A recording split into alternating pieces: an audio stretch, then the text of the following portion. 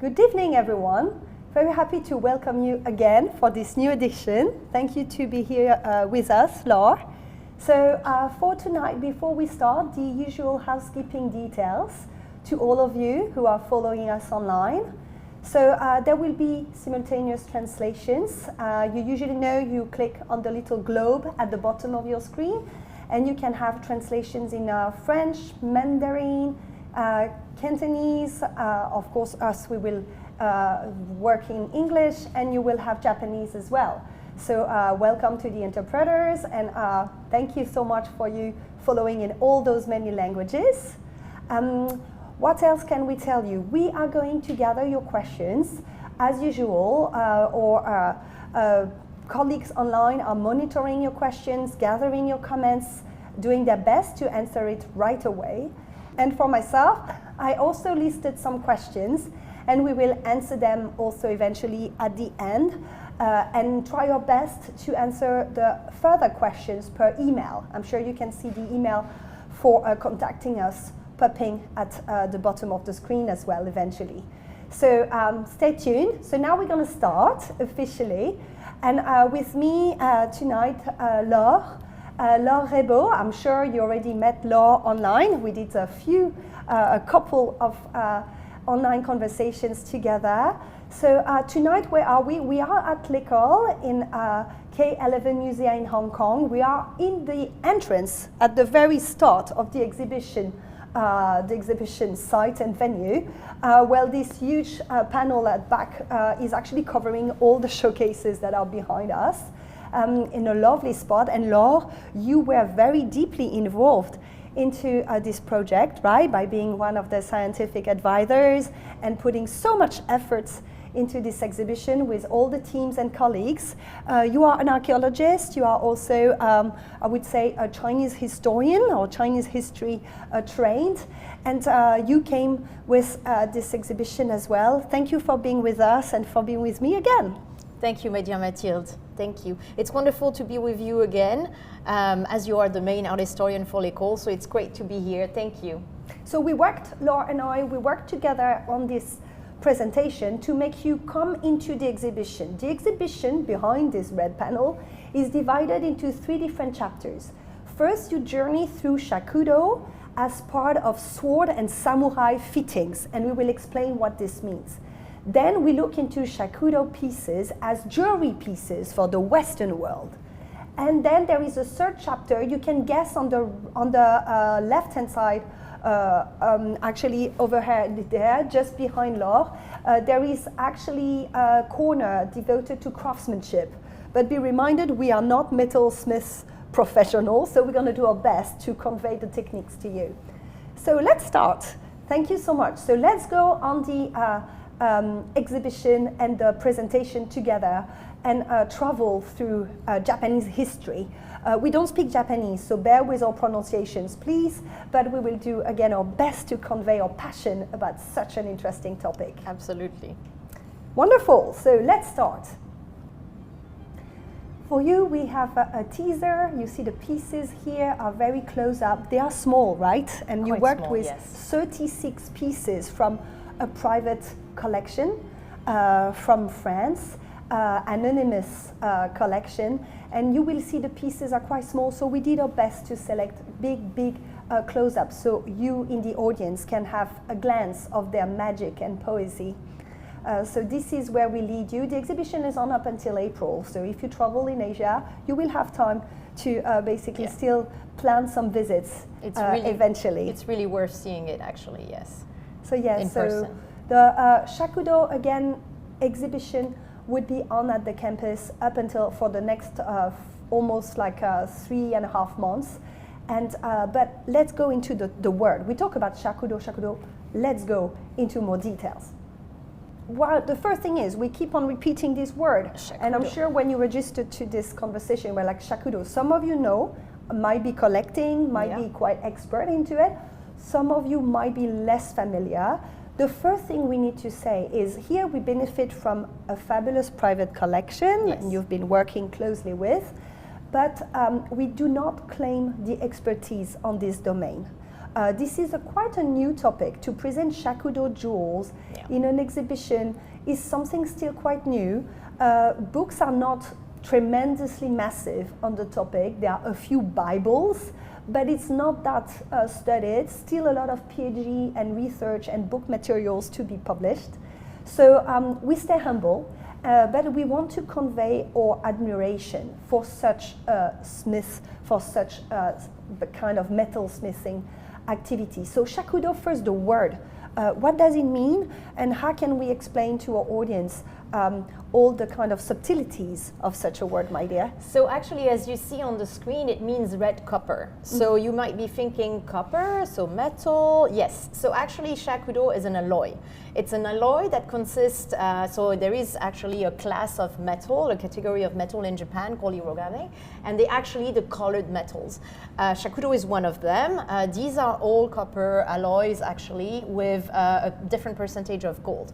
The percentage would be varying approximately between 95% of copper and 5% of gold, and that will change the color. Now, what will make this color is really the patina. So the patina is the process called niero actually, and it's usually with a chemical compound which is copper salt. We'll see it later, and it's called rokusho. So here we can actually see like a beautiful plaque mounted on gold.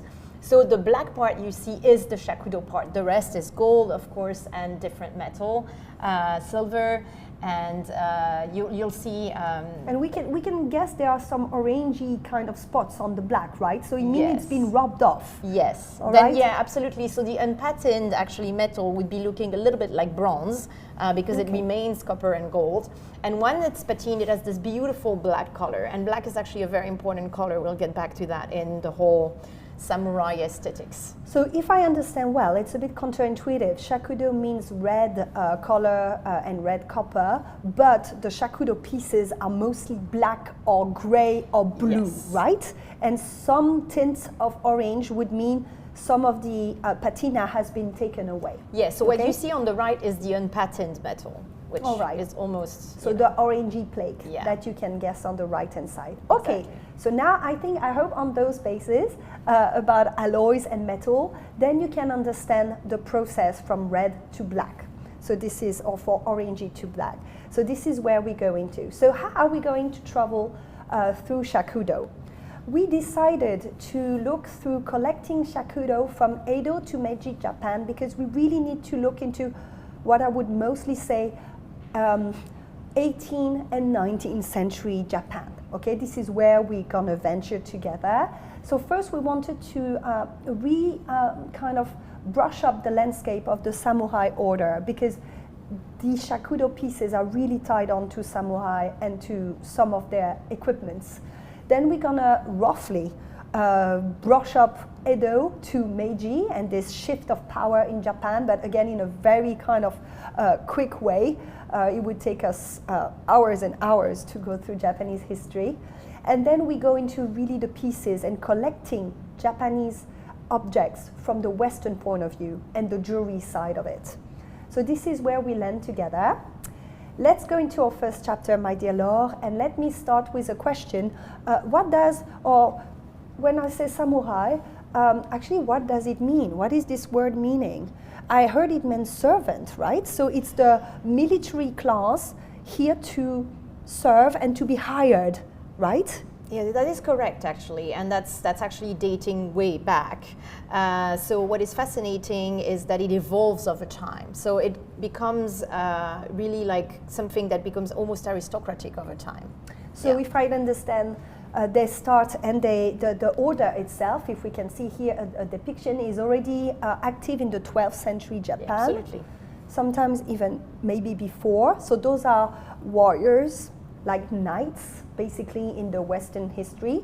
And they are to be hired, but they have to gear up themselves, just like the knights. So meaning they have to be on horseback, they have their weapons, they have archery gear, they have their armor, helmets.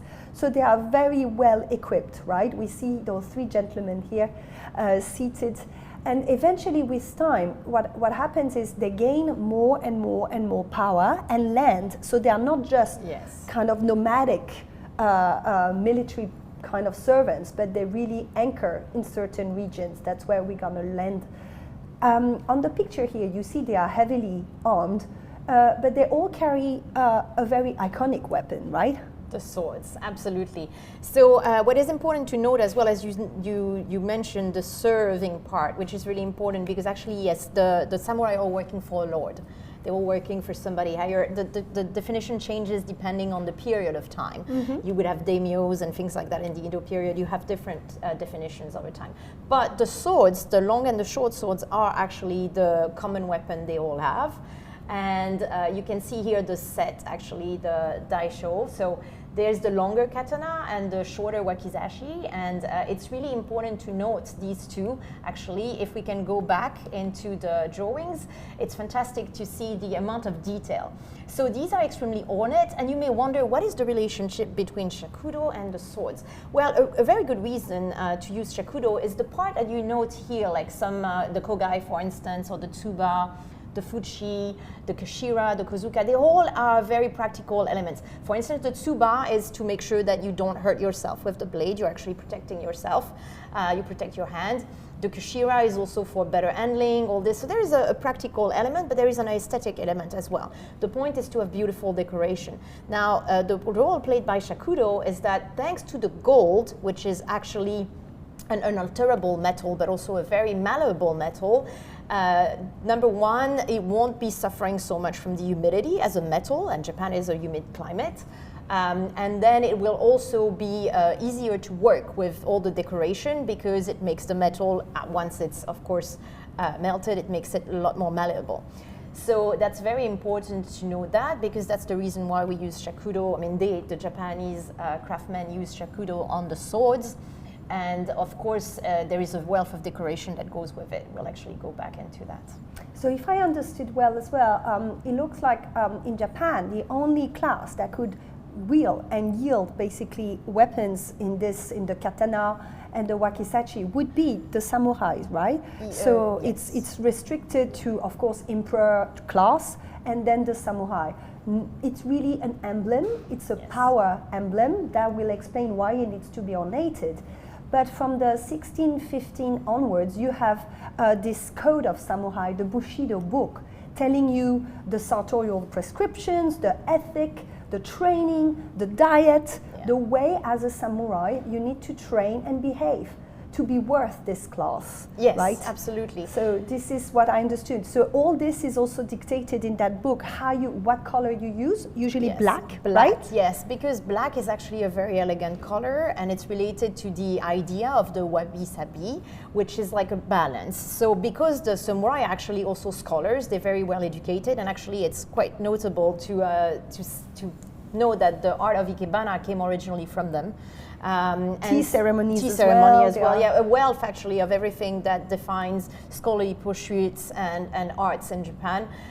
They are actually practiced by and invented sometimes by the samurai. So when we think about their swords that are so emblematic and so important as a symbol of power, but also as, of course, a weapon, it's only understandable that there is all this element of decoration and the black. So that's why the shakudo, the black patina, is so important, because it's part of this aesthetic, which is relevant to the humility as well of the samurai class, a form of modesty as well as a form of elegance. And so in the exhibition, in the showcase, actually just behind us, you selected the two swords we already looked quickly on. So from the Friend Museum in Hong Kong, the Liangyi Museum. But here, those swords, we can see they are late Meiji. They are more in they were made in 19th century. Were they really used on the battlefield? How does it work eventually with those swords? So these ones are actually ornamental.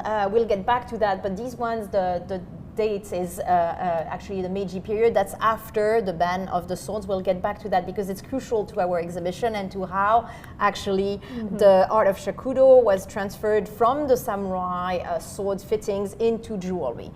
So these are, they're just meant to be ornamental. And we can see still a number of the features that you will see on on swords of an earlier period that used to be yield. So ornamental would mean the blade is not necessarily metal. It could be wood, right? In this case, it is wood, yes. So what is also interesting, and that's a common thread with jewelry, is that the swords and the armors that would be worn by the samurai, they are signed by masters, swordsmithing masters, armorer masters, usually families of devoted craftsmen, and they are now a very national treasure. Yes. The swords themselves, but even the history of those family members. A few of them are still active in Japan. So we really need to understand the kind of this national landmark connection. Those swords, they embody Japanese spirit, and it's the one of warriors, but also the ones of, I would say, artists, craftsmen loving perfectly done objects. Yes, exactly. So of course the blade is the most important until the ban, the Aito Edict ban. We'll get back to that. But that's not our topic here. The topic is really the decoration and the shakudo. But of course if we are to go into swords, the blade would be the most important crafted element. And some craftsmen would be making the blade and then some ornaments and some of the fittings we are looking into. So the thing is, we don't have many sources, and we need to stay humble about it again. Absolutely. So let's guess some of the workshops for the swords making would have some devoted craftsmen very good at this shakudo making. So what do they do? How do you make a shakudo object? We selected a few steps for you, the audience, but it's not that easy to get. We simplify a lot, and there must be endless other techniques. Let's go into the first 3 steps. So what do I need to work on if I want to understand? So of course the most fundamental is the alloy. So you need to have the parts of the copper and the gold. And this is actually very well exhibited in the show, like it's actually demonstrated. You have actually a crucible that you melt the two metal together. Again, the percentage would be about 95% of the copper for about 5% of the gold, meaning it varies. You would have 96 and 4%, you would have, like sometimes 97 and 3%, and of course the hues, the color will change, and the patina, the black will be different. We'll get back to that. So first you melt actually the two metal, so they need to be in a crucible. Then when it cools down, you actually have your disc, and you can hammer it to create some shapes. Then you will actually start designing. So you need like kind of a pattern, you know. So here it's the tsuba, right, that we are looking at. Yes, absolutely. Okay. This is the tsuba. So it is actually the part that protects the hands from the blade, that allows you to open the sword without being hurt. It's an essential part, and you'll see there are amazing collection of such elements in museums. All around the world. I'm sure you saw some of it. Very, very important. Different places you watch. And so this is like the demonstration of how you draw it from like a stencil type pattern. And then of course you have the stages of actually cutting this pattern with the hacksaw. And then comes the realization of our black patina in shakudo. So that's there comes shakudo, right? Exactly, exactly. So the alloy is the shakudo, but what makes it black, what makes it this beautiful color that is so desirable is actually this copper salt solution. So it's a type of chemical compound called rokusho, and the solution itself in Japan is called nero, and then that makes the beautiful shakudo that we see here. Of course, you have to rinse it when it's been actually dipped. You have to dip it a few times, so actually the whole color comes on the surface of the beautiful tsuba. Now you see the shape of the tsuba, and then it's ready. And of course, as you mentioned earlier, if you rub it, well, you'll start seeing the unpatterned metal. So with the wear and tear of time, you see as well this more reddish actually color coming up. And what is fascinating, we will see into examples later, is you can also add on other metals on this surface, and then you build up a scene. Absolutely. That's what's going to happen. So I hope with this first part, you start to get more familiar with the sword fittings and this blackened element, where they fit on the swords, and the very kind of, I would say, craftsmanship context. But now we need to look into the historical context to understand how it will shift from fittings for swords to jewelry, right? So this is our second chapter starting. So we're going to travel through Edo to Meiji. First thing that I find very interesting is the Edo era, that is now so much celebrated, is actually a shift in power, and Edo is the ancient name for one important city, right? Yes. for Tokyo. So this is, I'm sure you know, most of the imperial life and court life in Japan in ancient time would happen in Kyoto. It's the spiritual place to be. But then Edo, by exactly 1600, would become the new capital. And Edo is actually much more in the east. So let's see who, somebody made it. Somebody decided of that shift. And that person is a very well-known gentleman. So on this slide, you see this black kimono dressed man. He's actually Yaesu Tokugawa, and he's this very important samurai who will, he's a warlord. His family is not one of the most ancient, but he will play his words to make it look quite legitimate. He will ally with the very young imperial family members and future emperor and claim a new kind of power, becoming the shogun. So the shogun is not new, okay? There's been shoguns in Japan before 1600, but I don't know if you're familiar, but all the 16th century, from 1520 to 1600 in Japan, is about civil war. And everybody, all the lords, all the different potentates in local regions, they are fighting each other.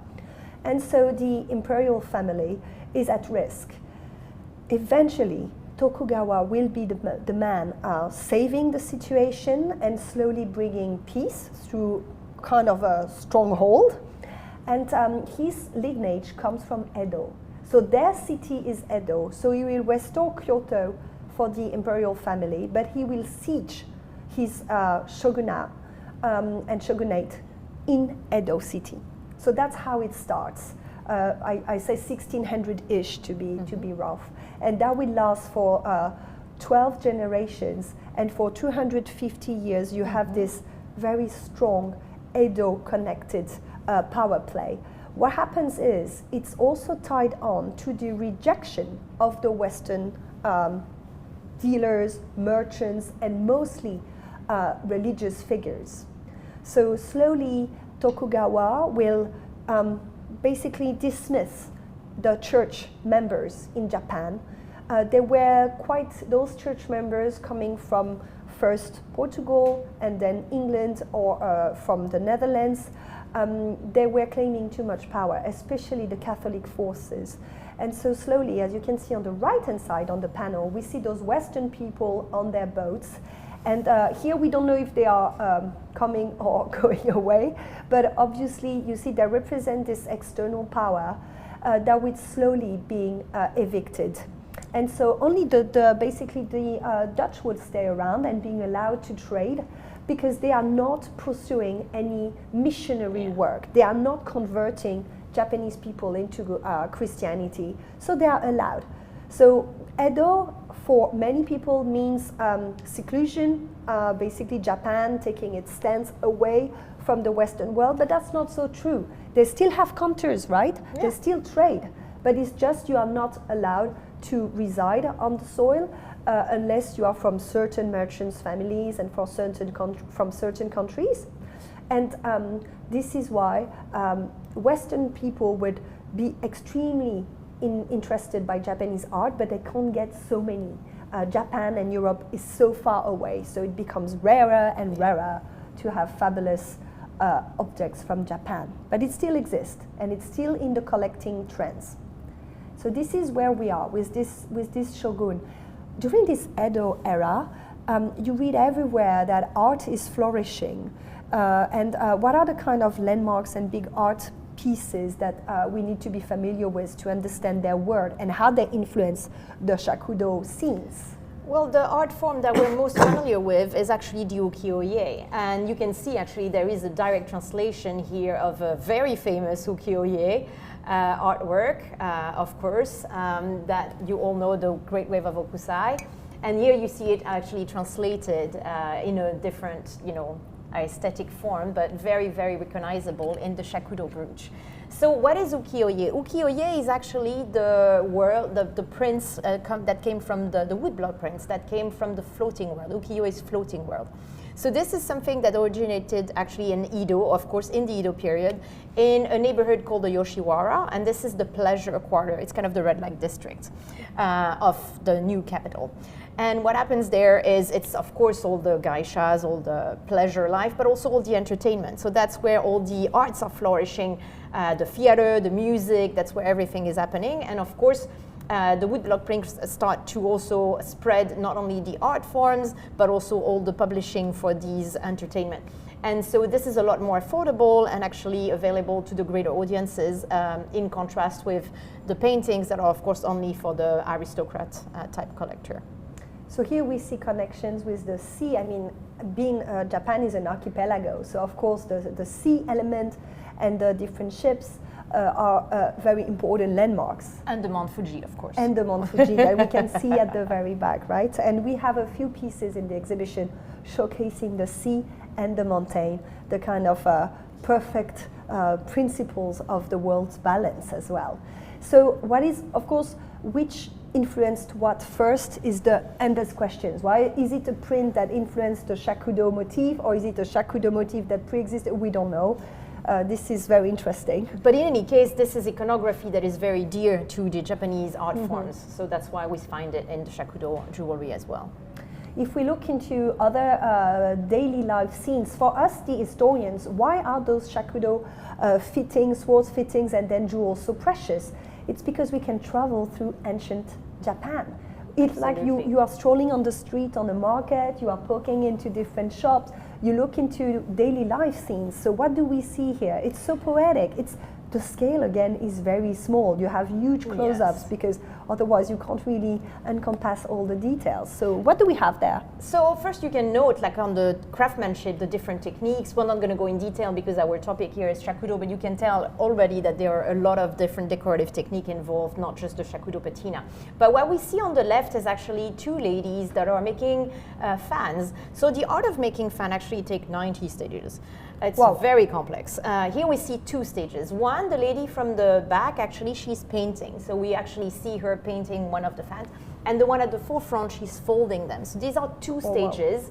And you can see that it's a very complex art form. Actually, today we take fan for granted, but originally it's a very, very complex art form. And it's also maybe showcasing a certain pacific life, right? Because when you have time to do these, when you sell those objects, it means your society is at peace. And this is what Edo period is about. It's a pacification of societies. And yes, there are samurai lords everywhere, but they are not necessarily into that kind of warfare business anymore. And that's why a lot of other art forms are developed and praised. Absolutely. So it's quite noticeable also in the right-hand side, because here we have actually an actor, most likely, actually from the theater. So we don't know which theater, of course, but we'll get back to that as well.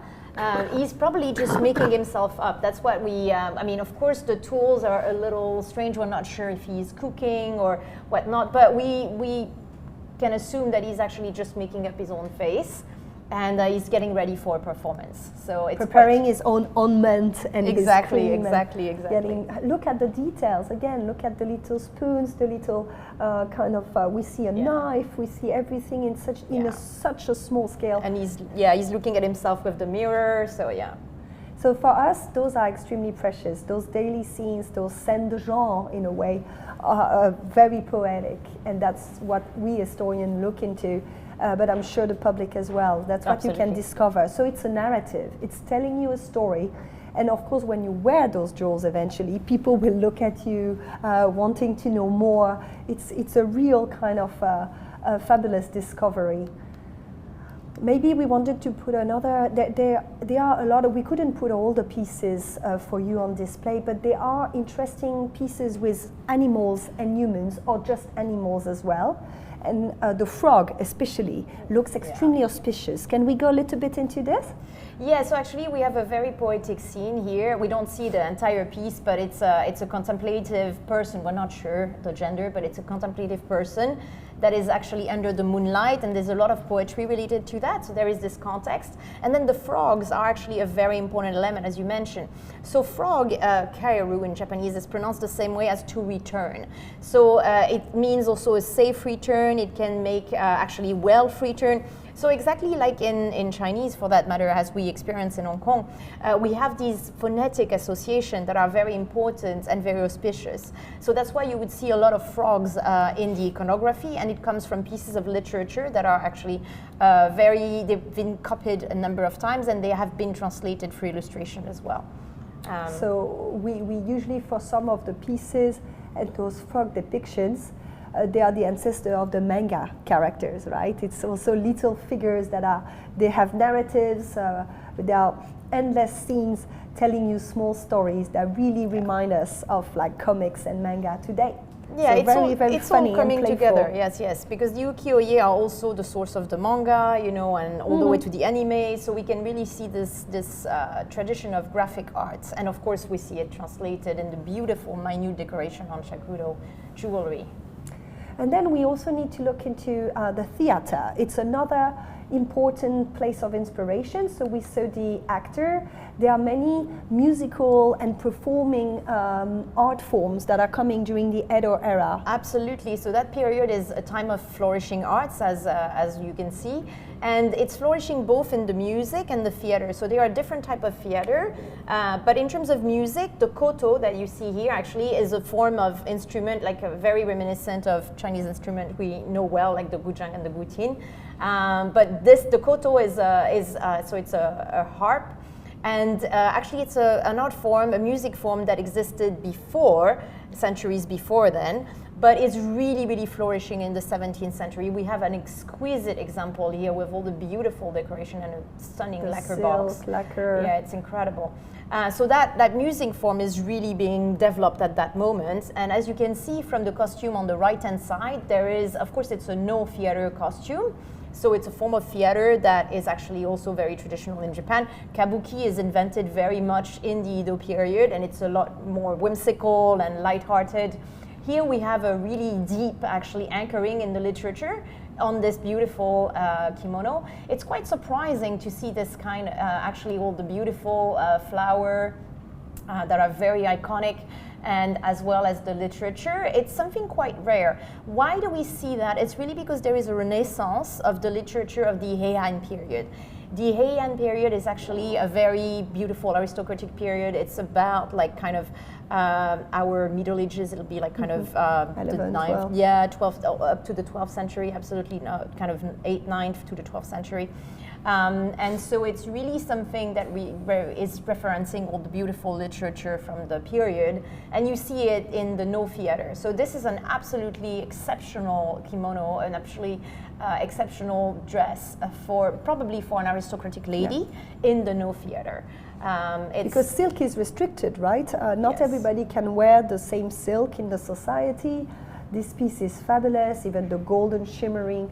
And some samurai, interestingly enough, at the end of the 18th century, they are not samuraiing anymore so much. They live in Edo, and they are merchants. They create schools. They are into literature, into poesy. They are actually scholars as well. Yeah. So we see really this very interesting transformation into the society. And just on the side note, we wanted to show you, the audience, this actor getting ready for the stage, maybe wearing one of those fabulous silk kimonos.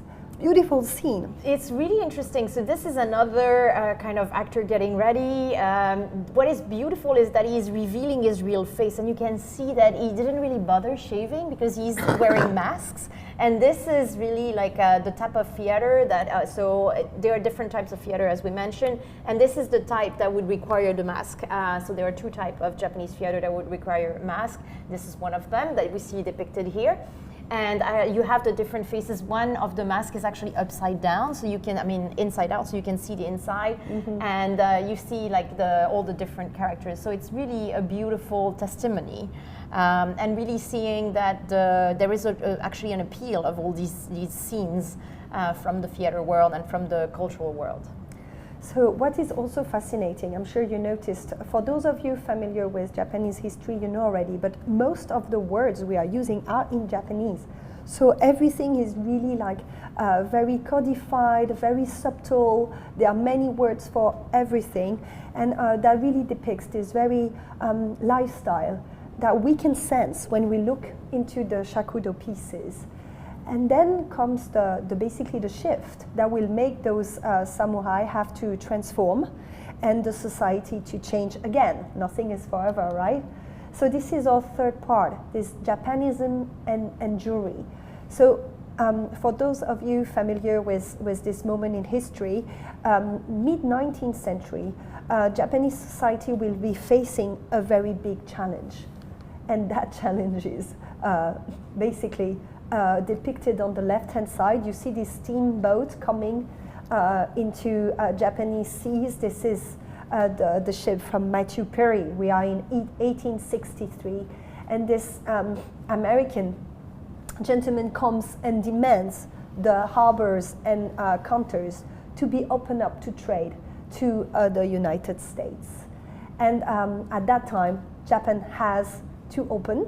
There is no war or hardly led, and so comes and opens up a new chapter that will slowly shake the kind of Tokugawa system with the shogun, because they can't master the kind of monopoly of power they used to have.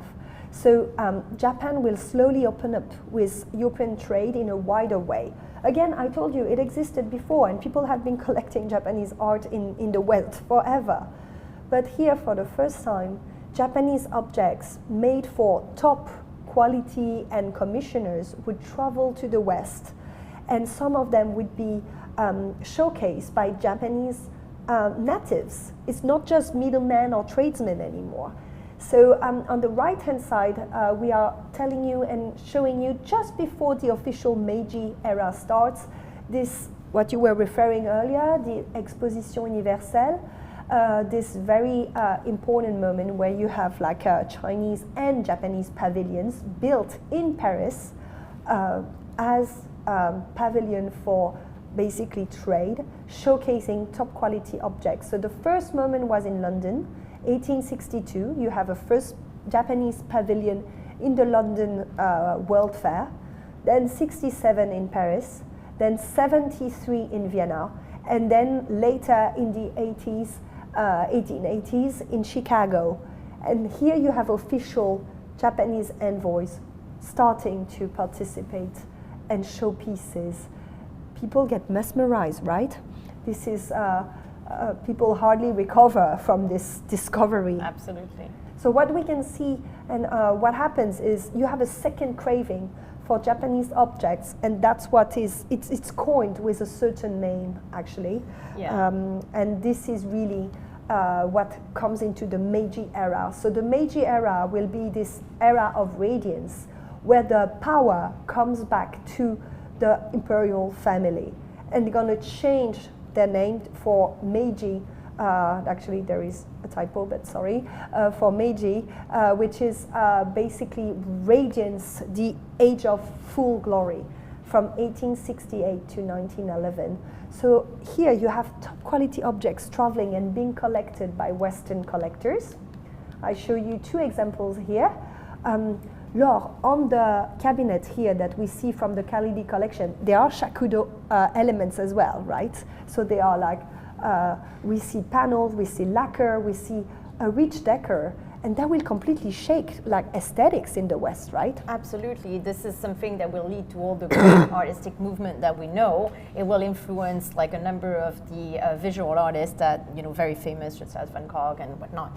So yeah, what we're seeing is really something that will change completely the face of the arts. And it will not only be inspiring the artists, actually, it will be also inspiring the general public, thanks to all the fairs that you mentioned. So books, publications, fairs are giving a full access to those top quality objects. On the right hand side, still from the Khalidi collection, you can see this cloisonné vase. Why did we choose those two objects? Because you're going to see them depicted on the next slide on the James Tissot painting, something very similar.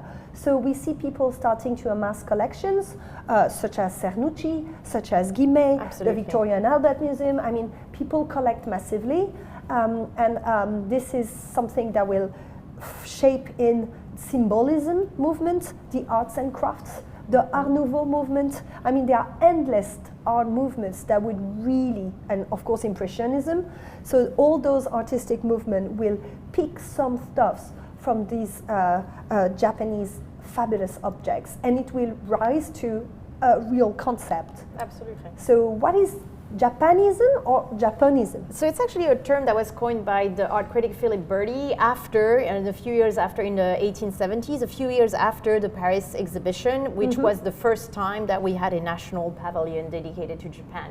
And here we see these ladies looking at elements that are very similar to what you just showed us, Mathilde. And it's quite stunning to see how they're mesmerized by it. And really, that's where Shakudō actually comes into the stage, because we have this craving, and it's not only for these beautiful big objects that you showed us, but the variety of the audience is craving these Japanese pieces. And so as there is the changes that you mentioned, the Japanese craftsman will actually start making jewelry out of Shakudō. So Japanism Japanism is actually coming at that moment. And it's really a craze. It's all over, like the great capitals. In Paris, you even have bars called like Divan Japonais, whatnot. It's really something that is throughout society and in all the different, like the cultural life everywhere. So English or French, those two words are the same concept. So now let's look into the kind of objects and smaller pieces people would get their hands on. Not everybody can actually buy an imperial style cabinet, but because of those smaller objects, you will have little collections that are fabulously precious coming up. So we coin them hand jewels, because those pieces are, of course, used in Japan originally and then purchased in the Western world. The tsubas will trigger their ways to the Western world, and there are some collections, I'm thinking in Canada, Ontario for this piece, but in Denmark, in London, in the US, stacking up those tsuba pieces. So here the black is shakudo, right? Absolutely. So the black is shakudo, and it's been ornated with some, you see, silver wires with the beautiful cranes. So we still see the holes where the blade used to go through, so we know it's been used, because some tsuba-shaped kind of object might have been converted to jewelry right away, even without the kind of stop onto the sword fittings. But this one was used on a sword and maybe dismantled. We can maybe guess it. So those objects, they are palm size, and they are nice. You need to imagine they are fresh when you manipulate them, and they warm up with your body temperature. They could be placed in pockets, but they are mostly to be displayed and enjoyed with your eyes and with your guests at home. On the right-hand side, this Inro box is, as you know, the kind of I would say, handbag or bag for Japanese. So it's meant to be basically displayed on your belt, on the side. And it's little boxes containing everything you need. Could be cosmetics, could be pharmaceutic, could be money, could be even something to write. And they are usually protected in silver containers and cases, such as the one you can see on the right-hand side. And those boxes will also be highly collected. And those boxes are maybe what is the closest to jewelry for Japanese, with the kimono, of course, that is a jewelry in itself almost. Ornaments, or important ornaments for Japan. So that's the first layer. And then we go into very much metalsmithing. So two crafts and two maisons you could know for their metalwork emulating Japanese style, Christophe and Tiffany's, a French and an American. So on the left-hand side, Emil Reiber is actually, he's a fellow from Alsace, so between France and Germany, and he studied architecture in Paris. In the 1860s, he would be promoted as the kind of head of draftsman and drawing department at Christophe in Paris. From 1865 to the end of the 19th century, he's the leading person, the kind of metal genius, testing so many different techniques, innovative kind of crafts and steps to render this kind of shakudo-like, but not just, metals from Japan. So here you see the orangey spots on this, it's a planter, meaning a flower pot, very trivially speaking. And you can see the orangey part is obviously a nod to the shakudo, even though it's not exactly the same techniques. On the right-hand side, we are traveling with Tiffany and Co. And at Tiffany's, what is interesting is we have this fellow, Edward C. Moore. He's the son of an important silversmith and metalsmith who lived in the US at the beginning of the 19th century. And Edward is extremely gifted, just like for Reiber, into metalsmithing. He will be picked by Tiffany's to become also an important artistic director regarding the metal department. He actually won several prizes during the world fairs around the world, and notably the ones in Paris, Vienna, but also Chicago in the 19th century. So you see here the fishes, the hammered kind of metal, and the orangey part are also a nod to shakudo. But usually, it's not strictly speaking shakudo because of that alloy question. It's not necessarily 95% copper, 5% gold. Could be using other ways to have like a first orangey metal, but also to blacken that same metal. We are, again, not professional metalsmiths, but you have like different ways to work it and to play it. So those would be important makers. Thanks to Watzke, we recently had the discovery of such a ring attributed to Fallis, the workshop Fallis, French workshop, specialized in Japanese jewelry, I would not say reproduction, but revival, imitations, and inspiration. And this piece, after X-ray expertise, is showcasing attempts for shakudo on steel. So the background is actually steel. As you can see with the orange and yellow patches, there are different metal smithing and metal techniques involved on a very, I would say, merciless hunting thing. The wild boar is chased by the hounds, and something bad would happen eventually in the end. So interesting examples. There are not so many examples by Fallis showcasing such details. So now, in the past years, there are more and more collectors and basically experts looking onto those objects and questioning the making in the light of shakudo. So let's hope more will come. And of course, we can't close this discussion without looking into the last section, right? We said the first section of the exhibition was about the sword fittings and the shakudo elements on the swords. But the second section is about pure jewels. So how did it happen? Is it like what happened first historically to make samurai drop their swords? So exactly, that's what you mentioned, Mathilde. It's like this transition from Edo to Meiji, actually, which was caused by the arrival of Commodore Perry and the opening to the West. There were concessions that had to be made by the new regime, actually, so that they could have all the access to the Western affluence of trade. So one of such concession was actually to ban the samurai class by the Aito Edict of 1876. So in 1876, the samurai class is technically banned because the wearing of the swords is actually banned. So then what happens to all our craftsmen? All the metalsmiths have to find another outlet for all their beautiful artworks. And so instead of course, at the beginning, they're using the shape of all the sword fittings as we described earlier. But with time, with this fashion of Japanism, with time actually, what happens is they will adapt to all the Western forms. And here what we are looking at is the cufflinks, for instance, which are typically Western. Of course, kimonos don't need cufflinks.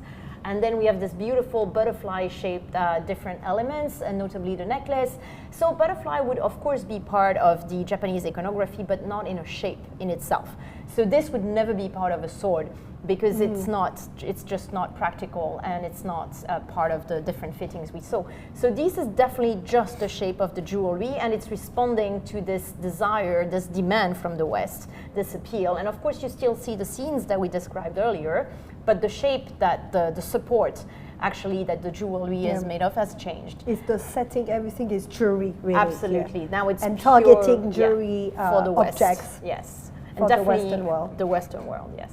So So the 36 pieces on display in the exhibition are all of them jewels, basically. So again, when were they converted? Is it during the Meiji era? Is it a little bit like later? There are endless suppositions, but they are all like showcasing this transition that is less known, but I'm sure now you will be more familiar with. Before we jump on some questions, we just wanted to quote this nice quote by Van Gogh. After some time, your vision changes. You see with a more Japanese eye. You feel color differently.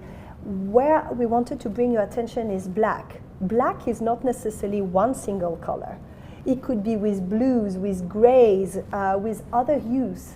And this is that subtlety that Shakudo is basically showcasing, but also beautifully, aesthetically putting into reality. There are many ways to be a blackened kind of metal and to feature colors.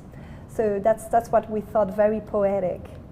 If you travel around the world, besides Japan, of course, and you want to look at more Shakudo pieces in museum collections, there are three maybe landmarks. First, the V&A has one important bracelet with Shakudo plaques, as you can see on the left-hand side. But for sure, the I hope I pronounce well, the Kailili collection is actually has been put together, let's say, at the end of the 20th century by a doctor, and it's featuring more than 1,600 fabulous pieces of Meiji Japanese art. It's second in the world in terms of quality to the imperial Japanese family's collection. Okay, so it's really like one of the top collections for Meiji objects in the world. Finally, recently in 2019, our dear friend of l'école, Kurami Arikawa, actually donated this absolute fascinating set made by Hunt and Hoskell. You see, so we have like a cross, a Christian cross with Shakudo, a whole parure, matchy set of all different ladies' gear for jewels, and dating from 1875, and it's been donated recently to the Metropolitan Museum. So very important piece as well. If we want to be more contemporary and more into sculpture and contemporary objects, is it easy to source Shakudo objects? How did you come up with it, Laure? So actually, if you're looking really at the artist and the craftsman, of course you would have some craftsmen in Japan working with Shakudo, but if we're looking at the contemporary artist level, it's very rare. So it's very rare to have masters. We have one such master here, Tanaka Terukazu. He's actually a contemporary artist, and he's represented by galleries both in Japan and in New York. He was trained by his father, who was a metalsmith, and he graduated also from actually a school dedicated to metalsmithing in Tokyo. But the point here is that, of course, the hue, the black, is absolutely stunning. We see that it's a bit bluish because it has less percentage of gold, actually. And he's worked it in a beautiful big object, so something we would not expect. We've expected the size, actually the scale of our sword fittings, and then the even smaller scale for some of the jewelry pieces that we have in the exhibition of the Western style jewelry. And then this box is actually not small, and it's quite stunning to see how we married it with, of course, some level of lacquerware and the beautiful silver and the gold. So interesting thing, I'm sure more to be discovered in Absolutely. Japan as well. And finally, in a way, Japan has been an endless inspiration and source of inspiration for jewelers. And even in the 20th century, far after the Meiji Era.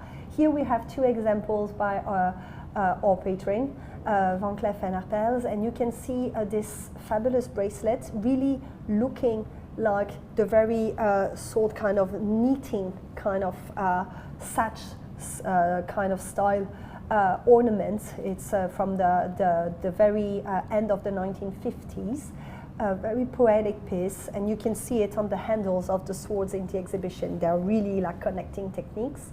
And more recently, lacquer, that could be, how would I say, deceivingly being seen as Shakudo, if you don't look too close, has been also a very important major inspiration for the maison with here Akose-san, the master of lacquerwork in Japan, working on those butterflies very auspiciously here, terminating our conversation. Just like we finished the exhibition with the butterfly necklace, we finished this conversation with lacquered, not shakudo, but butterfly beautiful pins. So this is very inspiring, and I'm sure there are many questions and many new topics that would raise after this presentation and this first exhibition. Thank you so much to every one of you, and I think we will now take some questions that we have prepared. Let me have a look. Oh, I'm gathering, yeah, sorry, memory is not all, you know. We still need the... So, was shakudo invented by Japanese? Can we say that? How can we answer that question? So in itself, the alloy, the combination of the alloy and the patina and the name shakudo, yes, of course, shakudo, as its name conveys, is a Japanese invention. Now, the copper alloy and the blackening have existed before. Mm-hmm. Actually, we have traces in antiquity. You can find it in different cultures. But the very tradition of shakudo, the very specific way of doing it, of course, is Japanese. So if you want to know more about the other civilizations that developed some shakudo-like kind of alloys before Common Era, the exhibition catalog is providing an article about those kind of notions. Just so for you to know, we map up shakudo around the world, or shakudo-like alloys, not just in Japan, but there is much to do. Yeah. So there is still a lot of things to discover on that topic. So that's why we stay a little bit like kind of careful about this answer.